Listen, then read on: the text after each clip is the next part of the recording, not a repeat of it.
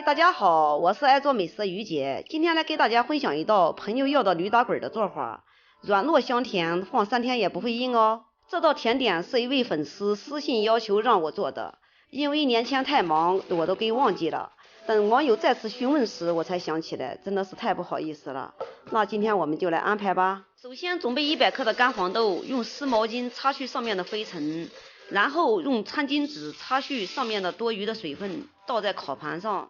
烤箱上下火调到150度，烤15分钟左右，烤至豆子上面都出现裂缝，像这样就可以了。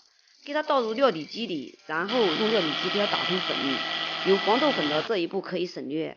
黄豆粉打好以后，给它过一下筛，不介意有粗颗粒的这一步也可以省略。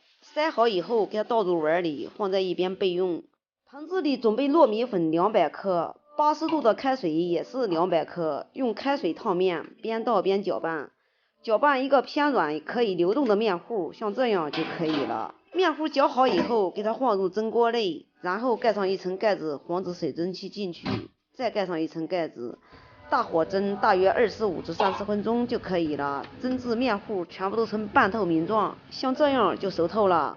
案子上摊一张保鲜膜防粘，把我们蒸好的糯米团倒在上面，大约晾5分钟左右，等到不烫手的时候再操作。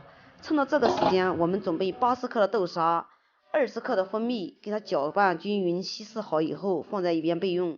在稀释豆沙的时候，这个面团最好盖上保鲜膜，以免上面风干。